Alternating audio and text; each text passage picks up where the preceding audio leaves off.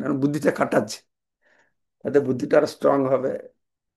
এই একটা জিনিস, আরেকটা জিনিস আছে, এই বুদ্ধি স্ট্রং হলেও আমরা বুঝতে পারবো না, কিন্তু আমাদের চেষ্টাটা দেখলে এতে ভগবান কত বুদ্ধি দেবো, দাদা আমি বুদ্ধি যোগম, তো ভগবান হয়তো আমাদেরকে আস্তে আস্তে বুঝাবে। তো সেজন্য আমরা মন দিয়ে এগুলি শুনতে থাকি। ঠিক আছে। আচ্ছা, এখানে মেন মুখ্য বিষয় ছিল পরিণামবাদ আর বিবর্তবাদ। ব্যাসদেবের পরিণামবাদ মানে শক্তি পরিণাম। তো যেহেতু শঙ্কর শক্তিকে মানছে না, তো এই জগৎকে বলছেন এটা ব্রহ্মের বিবর্ত নাম দিয়ে দিয়েছে। ব্রহ্মা পরিবর্তিত হয়, এই জগৎ হয়েছে আর জীব হয়েছে। তো ব্রহ্ম তো এক, একম অদ্বিতীয়, তাই এই জগৎটা আর জীবটা, এই ধারণাটা মিথ্যা, এটা মিথ্যা। আসলে জগৎ আর জীব বলে কিছু নেই। হ্যাঁ, জগৎ মিথ্যা, ব্রহ্ম সত্য, জগৎ মিথ্যা। এই মিথ্যা বলে বুঝতে পারলেই বাস সবকিছু ব্রহ্ম হয়ে যাবে, সর্বমিদম খলু ব্রহ্ম হয়ে যাবে। আর তোমার আলাদা অস্তিত্ব থাকবে না, থাকা দরকার, তুমিও ব্রহ্মের সঙ্গে এক হয়ে গেল। কিন্তু বৈষ্ণবাচার যারা ঘোর বিরোধ করে এটাকে, না কখনোই এটা হবে না। সেই জন্য তাদের মধ্যে যত যুক্তি তর্ক সব চলে, তাদের ধারণাকে প্রতিষ্ঠা করার জন্য। হ্যাঁ, বিবর্তবাদ আর পরিণামবাদ। ঠিক আছে। জীবের দেহে আত্মবুদ্ধি, সে মিথ্যা, জগতে মিথ্যা নয়, নশ্বর মাত্র হয়, এটা মনে রাখবেন। ওরা বলে জগৎ মিথ্যা, ব্রহ্ম সত্য। যে বলে না জগৎ মিথ্যা নয়, হম, জগৎ সত্য, কিন্তু এটা অনিত্য, পরিবর্তনশীল। তাহলে মিথ্যাটা কি? মিথ্যাটা হচ্ছে এই দেহেতে আত্মবুদ্ধি করা, দেহকে আমি বলে মনে করা, এটা একদম মিথ্যা। এটা ওরা বুঝাইছে। প্রণব যে মহাবাক্য, ঈশ্বরের মূর্তি, প্রণব হইতে সর্ব বেদ জগৎ উৎপত্তি। প্রণব হচ্ছে ওঙ্কার, তাকে বলে প্রণব বলে। মহাবাক্য, মহাবাক্য, প্রণব, ওঙ্কার, এই শব্দরূপে ভগবানের প্রকাশ হয়েছে। হুম। এই ওঙ্কার ভগবানের শব্দ প্রতিনিধিত্ব, শাব্দিক প্রতিনিধিত্ব। ভাগবত, হরে কৃষ্ণ মহামন্ত্র, শব্দ হচ্ছে জগতের মূল। হ্যাঁ, আর ওঙ্কার হচ্ছে ভগবানের আহ, শব্দরূপে ভগবানের প্রকাশ। কেন এই জড় জগতের উপাদানের মধ্যে মূলটা আছে আকা আকাশ। আকাশ গুণ হচ্ছে শব্দ। ব্রহ্মাণ্ড সৃষ্টি হলে শব্দের প্রথম শব্দ, তপ তপ তপ আওয়াজ হলো, তখন ব্রহ্মা বুঝতে পারছেন তপস্যা করো। এই যত প্রকার রয়েছে, ওঙ্কার হয়েছে, এটা হচ্ছে ভগবানের প্রকাশ। সেটা আমরা আহ, এক অক্ষর ওঙ্কার ভগবানের বিভূতি যোগেও আমরা শ্রবণ করলাম। এটা ভগবান কৃষ্ণের অনেক সময় দেখি ওঙ্কারের মধ্যে কৃষ্ণকে রাখে, কিন্তু কেউ মনে করে ওঙ্কার ধ্বনি করলেই হয়ে যাবে, কিন্তু না, ওঙ্কার আছে কৃষ্ণের একটা আহ, প্রতিনিধিত্ব। হুম। কিন্তু অনেক আবার কৃষ্ণকে বাদ দিয়ে শুধু ওঙ্কারে নিরাকার বলে ওঙ্কারে উপাসনা করে, ওঙ্কার, কারণ ওঙ্কার থেকে সবকিছু এসেছে। কিন্তু ওঙ্কারটা আসছে কোথা থেকে? এই গীতার কথা অনুসারে ওঙ্কারটা হচ্ছে ভগবান কৃষ্ণ বলছে আমি, আমার থেকে এসেছে এটা। হ্যাঁ, সুতরাং তা ভগবানেরই মূর্তি। হুম, ঈশ্বরের মূর্তি। এই প্রণব থেকে সর্ববেদ জগতের উৎপত্তি হয়েছে, ওং থেকে সব বেদের সৃষ্টি হয়েছে ওঙ্কার থেকে। প্রণব হচ্ছে শব্দ ব্রহ্ম, তার এই দিব্য নাম রূপ শব্দ ব্রহ্ম হলো মহাবাক্য, ওঙ্কার, যার থেকে এই নশ্বর জড় জগতের সৃষ্টি হয়েছে। এই নশ্বর জগতে থাকাকালে কেউ যদি শব্দরূপে ভগবানের প্রকাশ, দিব্য নামের আশ্রয় গ্রহণ করে, তাহলে তিনি তার স্বরূপ সম্বন্ধে অবগত হয়ে ভগবান সেবায় যুক্ত হতে পারেন। ওঙ্কার অনেক অং ওং ওং ওং জপ করে, কিন্তু ওঙ্কার সম্পর্কে আমি শুনেছি ওঙ্কারটা উচ্চারণ করে জপ করার অধিকার সবার মধ্যে নেই, সবাই করতে পারে না। ব্রহ্ম গায়ত্রী সবাই করতে পারে না, ওঙ্কার জপ করার সেই জন্য ভগবান তার নাম রূপে প্রকট হয়েছেন। তার নাম ভগবান থেকে আরো কৃপাময়। তো নামের আশ্রয় নিলে কি হবে, তার সেবায় যুক্ত হতে পারবে, তাকে বুঝতে পারবে। তো এই ওঙ্কার হচ্ছে মহাবাক্য, ঠিক আছে। কিন্তু মায়াবাদীরা আরো চারটে শব্দ ব্যবহার করে তার মহাবাক্য বলে বলে। এটা আগে কোথাও আমরা পড়েছিলাম মনে হয়। হম, প্রকাশানন্দ সরস্বতীর সঙ্গে যখন আলোচনা হচ্ছিল কোনোটা অধ্যায় পড়েছিলাম। দেখুন এখানেও আবার বর্ণনা করা আছে তত্ত্বমসি তত্ত্বমসি, এই শব্দটা মনে রাখবেন। হ্যাঁ, এই আপনি তত্ত্বমসি, হ্যাঁ, এগুলোকে ওরা বলে মহাবাক্য। হ্যাঁ, মহাপ্রভু বলেছেন ওঙ্কার হচ্ছে মহাবাক্য, যেখান থেকে সবকিছু হয়েছে। তাকে বাদ দিয়ে এরা আরো চারটাকে ধরেছে মহাবাক্য। তত্ত্বমসি, তত্ত্বমসি, তত্ত্বমসি জীব হেতু প্রাদেশিক ব্যক্তি বাক্য, প্রণব না মানি তারে কহে মহাবাক্য। তত্ত্বমসি জীব হেতু প্রাদেশিক বাক্য, প্রণব না মানি তারে কহে মহাবাক্য।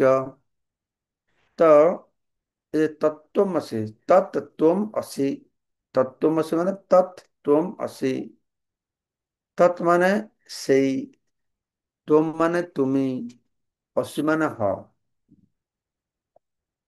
তৎ তুমি সেই হও, তুমি সেই, আর তুমি ভগবান, তারা বুঝতে চাইছে।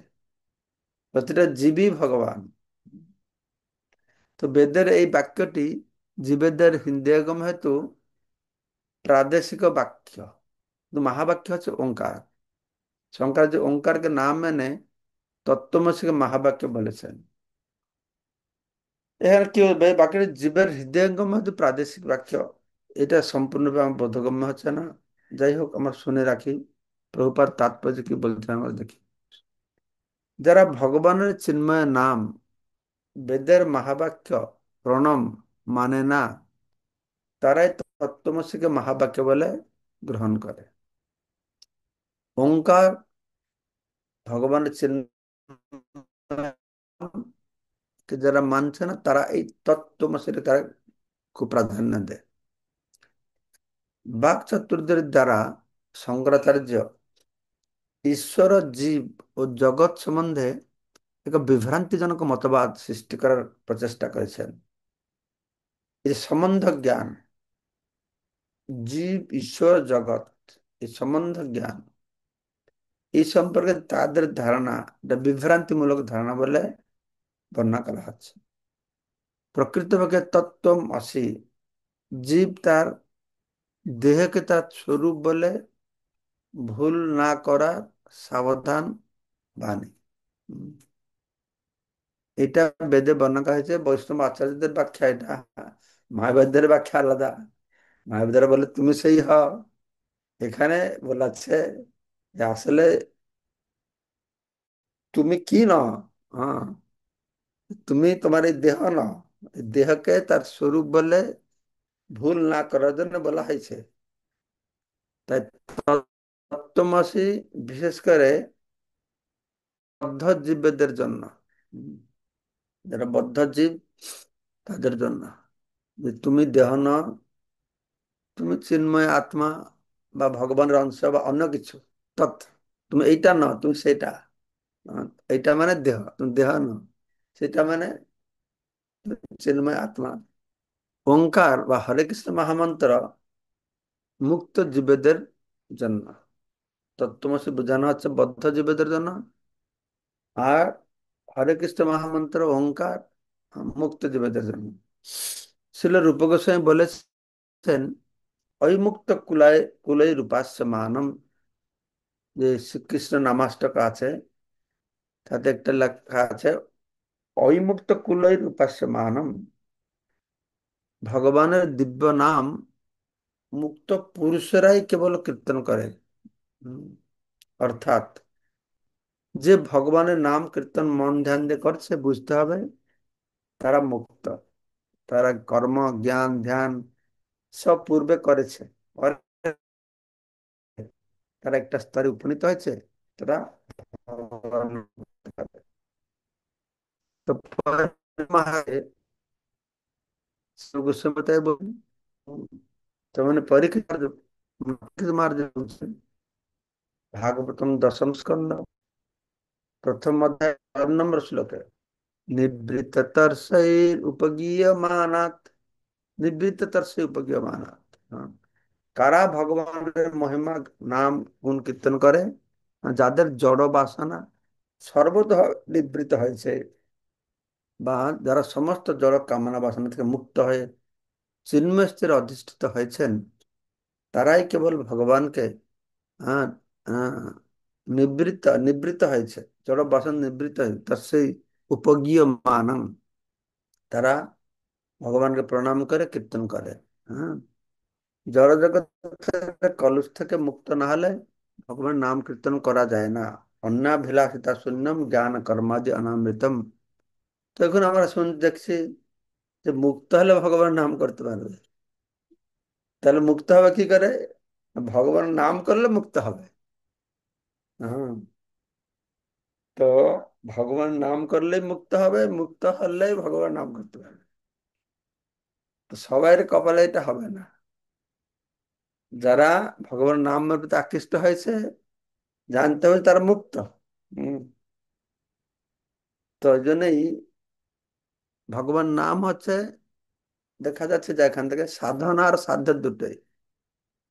মুক্ত হতে হলে ভগবান নাম করতে হবে, মুক্ত পেলে ভগবান নাম করতে হবে। যে বলা হয়েছে শ্লোকে, যদি আপনাকে না বুঝে তাহলে অত তপস্যা করে কি লাভ আছে? তপস্যা তথা কিম, এটা শ্লোক আছে ভাগবত। যে আপনাকে না জানলো তাহলে তপস্যা করে লাভ কি আছে? যে আপনাকে জানে, তাহলে আর তপস্যা করার কি দরকার আছে, কি লাভ আছে? আপনাকে জেনে গেছে, তাহলে তপস্যা করার দরকার কি আছে? আর যদি আপনাকে না জানলো তাহলে তপস্যা করার কি দরকার?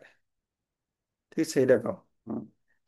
তো প্রাদেশিক বাক্য তত্ত্ব অসিকে বেদের মহাবাক্য রূপে গ্রহণ করে শঙ্করাচার্য পরোক্ষভাবে বেদের মহাবাক্য ওঙ্কার এর মর্যাদা ক্ষুণ্ণ করেছে। তো বেদের মহাবাক্য হচ্ছে ওঙ্কার। ভগবান নিজে বলেছেন ওঙ্কার হচ্ছে আমি। আর এটা সব শাস্ত্রে বলা আছে ওঙ্কার থেকে সবকিছু সৃষ্টি হয়েছে। অত একটা গুরুত্বপূর্ণ মহাবাক্য, তাকে বাদ দিয়ে তিনি এটা মনগড়া মহাবাক্য, তাদের বেদে তো অনেক কথা বলা আছে, আর উনার যেটা পছন্দ হয়, উনার কাজে যেটা লাগবে সেটাকে গ্রহণ করে তত্ত্ব মসিকে ধরে দিয়েছেন। হ্যাঁ, এটা লোকদের বুঝে সুবিধা হবে। তুমি কে, না তুমি সেই তত্ত্বম, তৎ বস্তু, মানে ভগবান। কিন্তু এখানে বলতে না, তত্ত্বম মানে ভগবান নয়, এই বদ্ধ জীবকে বুঝাতে তুমি জড় শরীর না, তাদেরকে জন্য বলা হয়েছে। এই মতে কল্পিত ভাষ্যে শতদোষ দিল ভট্টাচার্য পূর্বপক্ষ অপার করিল। এভাবে চৈতন্য মহাপ্রভু শঙ্করাচার্যের কল্পিত শারীরিক ভাষ্য, হম, এই শারীরিক ভাষ্য, বেদান্তের শারীরিক ভাষ্য, বেদান্তের ভাষ্য ব্যাসদেব দিয়েছেন শ্রীমদ ভাগবতম। হম, सर्व वेदांत सारम ही श्रीमद् भागवतम उच्यते। गायत्री भाष्य रूपयसु वेदार्थ की भारतार्थ विनिर्णय, इस भागवत সম্পর্ক কে বলা হয়েছে, স্বয়ং ব্যাসদেব দিয়েছেন। তো শঙ্করাচার্য শারীরিক ভাষ্য দিলেন, ব্যাসদেব শ্রীমদ্ ভাগবতম ভাষ্য দিলেন, আর বৈষ্ণব আচার্যরাও বিভিন্ন ভাষ্য দিয়েছেন। তারপরে আমার গৌড়ীয় বৈষ্ণব আচার্য বলদেব বিদ্যাভূষণ, তিনিও ভাষ্য দিয়েছেন, গোবিন্দ ভাষ্য। আমাদের বৈষ্ণবকে সম্প্রদায় ভুক্ত করা হচ্ছিল না, মানছিল না, কেন আমাদের ভাষ্য নাই। সেজন্য মহাপ্রভু বন্যা বৈষ্ণবদের নির্দেশ নিয়ে বলদেব বিদ্যাভূষণ গিয়েছেন জয়পুর গোবিন্দ দেবের কাছে, গোবিন্দ বলেছেন বা তার প্রেরণায় তিনি ভাষ্য রচনা করেছেন, তাই তার নাম দিলেন গোবিন্দ ভাষ্য। ঠিক আছে। তো মহাপ্রভু শঙ্করাচার্যের কল্পিত শারীরিক ভাষাকে সমালোচনা করে শত শত দোষ প্রদর্শন করেছেন। আর সারম ভট্টাচার্য যে শারীরিক ভাষার পক্ষে অবলম্বন করে বহু যুক্তি প্রদর্শন করার চেষ্টা করেছে। সে যে ছেড়ে দেবে তা না, সে তো মহান পণ্ডিত, সেও বলেছে। হম তা বিতণ্ডা ছল নিগ্রহ আদি অনেক উঠাইল, সব খণ্ডি প্রভু নিজ মত যে স্থাপিল। সারম ভট্টাচার্য অনেক বিতণ্ডা, আমার একবার শুনেছিল না বিতণ্ডা যুক্তি কি কি রয়েছে। ইয়ে কি হলো বিতণ্ডা? বিতণ্ডা মানে নিজের চিন্তাধারাকে প্রতিষ্ঠা করতে যেসব যুক্তিগুলো লোক দেয় তাগুলো বিতণ্ডা বলে। বিতণ্ডা ছল নিগ্রহ, নিগ্রহ কি জানি না, আদি উঠালেন। কিন্তু চৈতন্য মহাপুরুষ সে সমস্ত খণ্ডন করে তার মতবাদ স্থাপন করেছে। নিজের মত স্থাপন না করে পরের মতকে খণ্ডন করার চেষ্টা হচ্ছে বিতণ্ডা। হ্যাঁ, এটা নিজের মতকে স্থাপন করো, তুমি যেটা বলছো তাকে খণ্ডন করার চেষ্টা করো না। শব্দের প্রকৃত তাৎপর্যকে অন্য কাল্পনিক বিষয়রূপে আরোপ করে খণ্ডন করাকে ছল বলা হয়। ছল শব্দের অর্থ কি? উম, বিতণ্ডা আছে নিজের তত্ত্বটাকে প্রতিষ্ঠিত না করে অন্য কি বলছে সে সেটা খণ্ডন করতে ব্যস্ত করছে, এটা বিতণ্ডা। আর শব্দের প্রকৃত তাৎপর্যের জন্য কাল্পনিক বিষয়রূপে আরোপ করে খণ্ডন করছে। উম, শব্দের প্রকৃত তাৎপর্যকে অন্য কাল্পনিক বিষয়রূপে আরোপ করছে, করে খণ্ডনের চেষ্টা, এটা ছল। অপরপক্ষের পরাজয়কে বলা হয় নিগ্রহ। ঠিক আছে। ভগবান সম্বন্ধ ভক্তি অবিধেয় হয়, প্রেমা প্রয়োজন বেদে নিতিন বস্তু কয়। সবাই এই সম্বন্ধ অবিধেয় প্রয়োজন রয়েছে। কর্মকাণ্ডী তাদেরও সম্বন্ধ অবিধেয় প্রয়োজন আছে, জ্ঞানীদের সম্বন্ধ অবিধেয় প্রয়োজন আছে, যোগীদের সম্বন্ধ অবিধেয় প্রয়োজন আছে, যারা ভূত প্রেত পূজা করে তাদের সম্বন্ধ অবিধেয় প্রয়োজন আছে, যারা বিজনেস করে তাদের সম্বন্ধ অবিধেয় প্রয়োজন আছে, যারা চুরি করে তাদের সম্বন্ধ অবিধেয় প্রয়োজন আছে। সব কিছুই সম্বন্ধ অবিধেয় প্রয়োজন। কিন্তু কার সম্বন্ধটা কি, কার অবিধেয়টা কি, তার প্রয়োজনটা কি, সেগুলো আলাদা আলাদা আলাদা। তো বেদে বলা হয়েছে যে সম্বন্ধ, সেই সে সম্বন্ধ, সম্বন্ধ কে না কৃষ্ণ পরমেশ্বর ভগবান। ভগবান হচ্ছেন সম্বন্ধ। জীব আর ভগবান মধ্যে যে সম্বন্ধ, সেটা জানার পরে যেটা করণীয় তাকে বলে অবিধেয়। সেটা হচ্ছে কি না ভগবত ভক্তি। তো কৃষ্ণ সম্বন্ধ আর ভক্তি আছে অবিধেয়। আর প্রেম প্রয়োজন। ভগবত লাভ হলে লাভ হলো জীবন প্রয়োজন, প্রয়োজন যেন প্রেম সম্বন্ধ অবিধেয় প্রয়োজন। বেদে তিন বস্তু কয়, বেদে এই তিন কথা বর্ণনা করে। ভগবত গীতা, গীতায়ও এই তত্ত্ব প্রতিপন্ন হয়েছে। হম বেদেশ সর্বে অহমেব বেদ্য। বেদ অধ্যয়নের প্রকৃত উদ্দেশ্য হচ্ছে কিভাবে ভগবানের ভক্ত হওয়া যায়, সেই অভিজ্ঞতাকে লাভ করা। হুম, সেটা শাস্ত্রে বলা হয়েছে, বেদে, এই গীতাতে। শঙ্করাচার্য যে বেদকে মানে তা নেই, তারা গীতাকেও মানে। দেখুন, শুধু বেদের কথা বললে শঙ্করাচার্য অত ফেমাস হতেন না, বেদে তো কেউ বুঝবে না। তো গীতা সাহায্য নিয়েছে, পুরাণেরও সাহায্য নিয়েছে।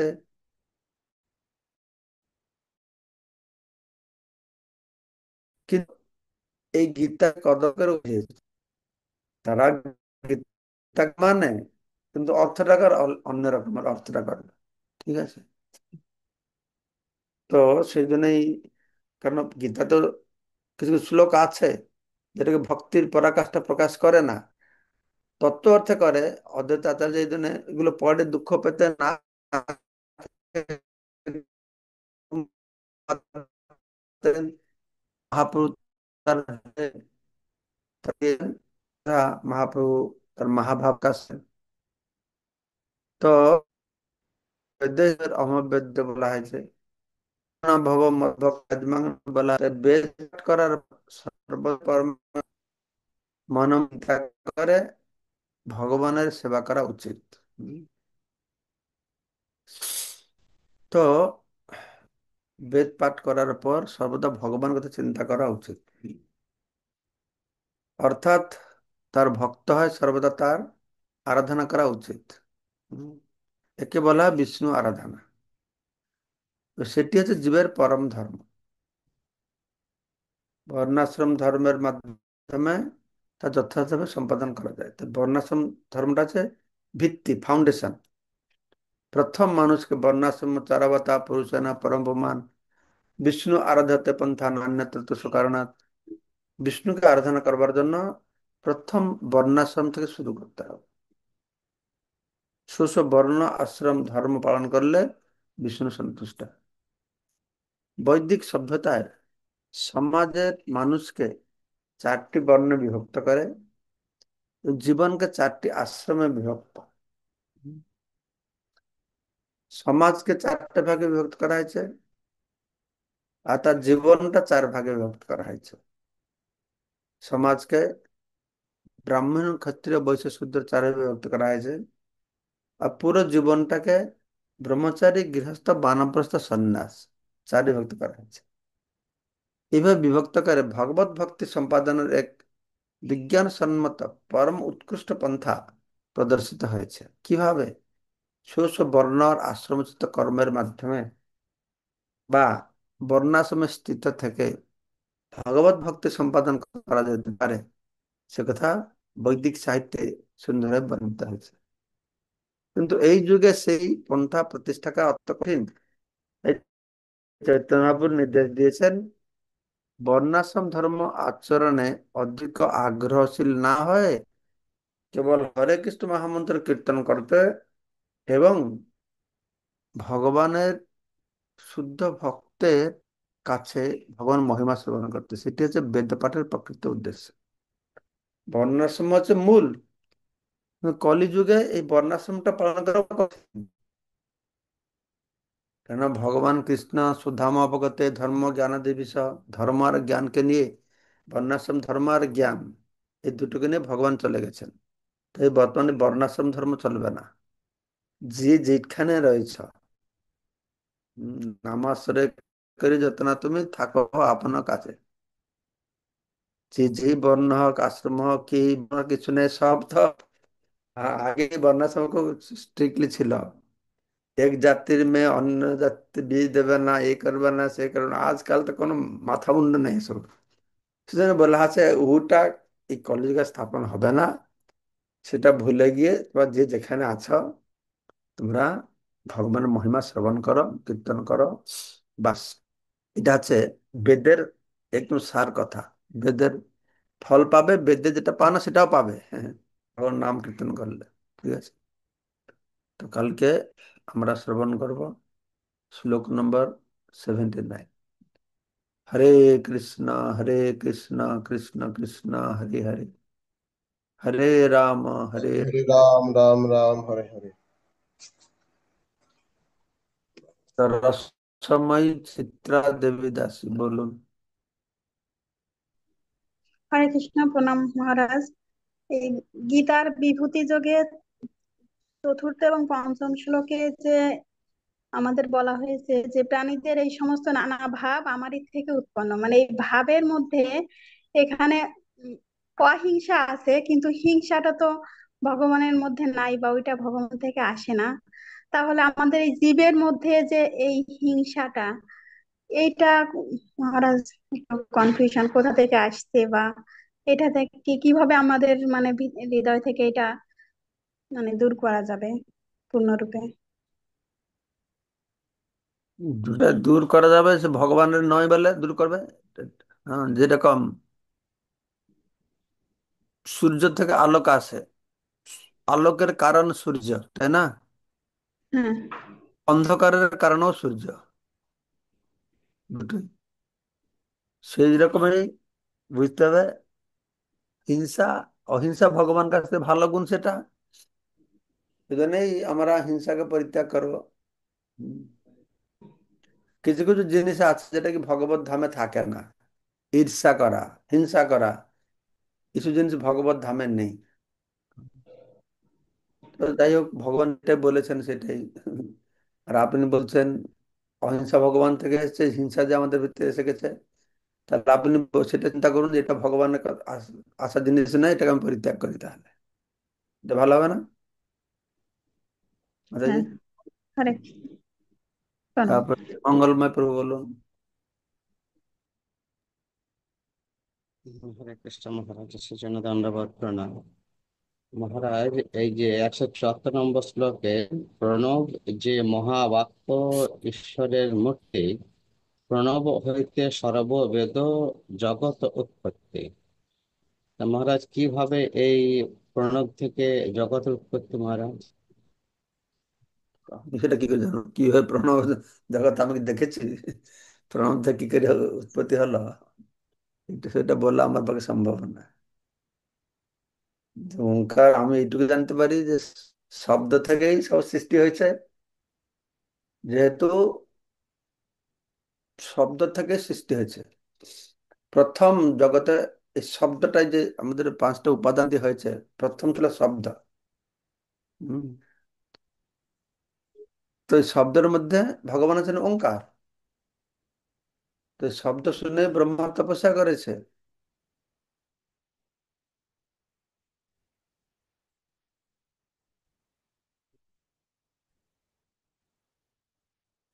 তারপরে যে রস গন্ধ স্পর্শ, প্রথম বস্তু হচ্ছে আকাশ, আকাশের গুণ হচ্ছে শব্দ। তারপরে হলো বায়ু, স্পর্শ। তারপর হলো অগ্নি, রূপ, একটা। তো এইভাবে আমরা আলোচনা করে দেখলে বোঝা যাচ্ছে যে সবকিছু সৃষ্টি হচ্ছে শব্দ থেকে। তো শাব্দিক প্রকৃত করছেন ওঙ্কারের মাধ্যমে, ওঙ্কার প্রথম শব্দ।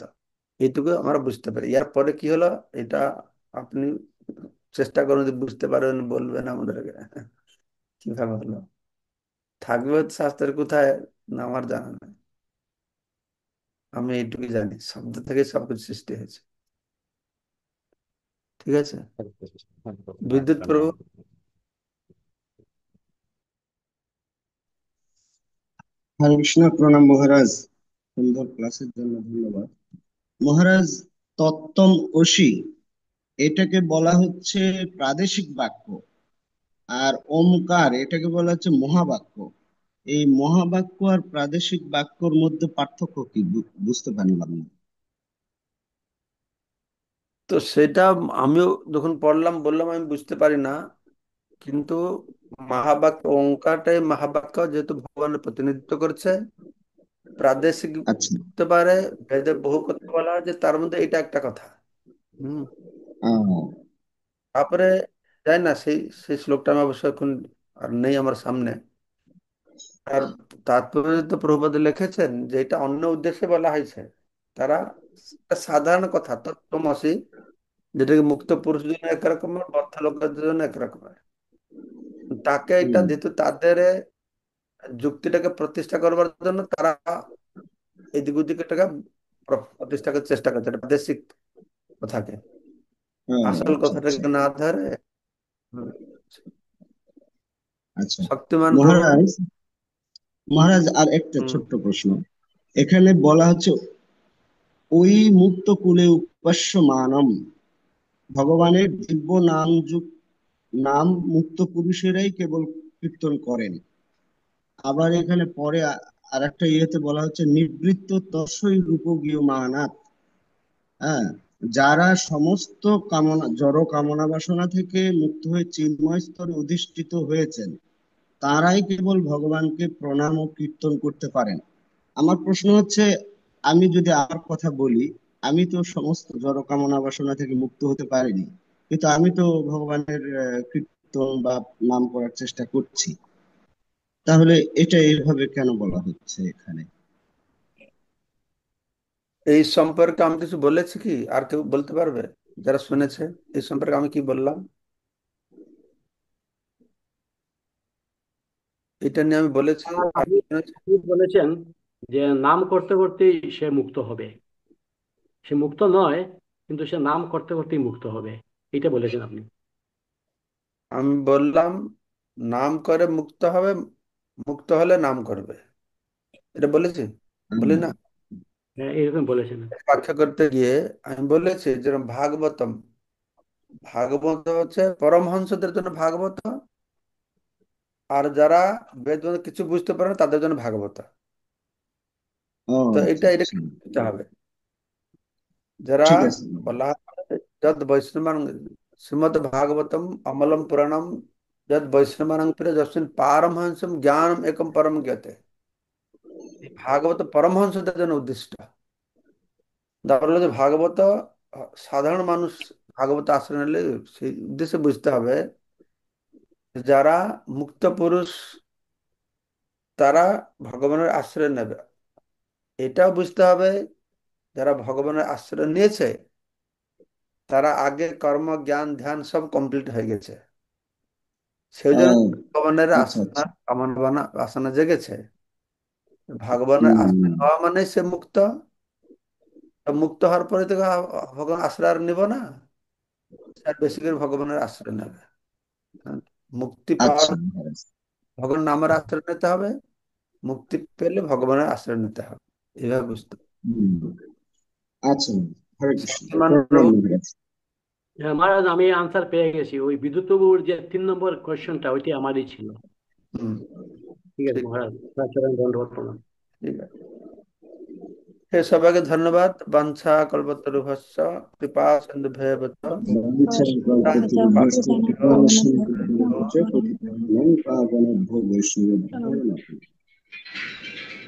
হরে কৃষ্ণ। জটিল জটিল। হুম। বিদ্যুৎ বাবু। হ্যাঁ বলুন। হরে কৃষ্ণ।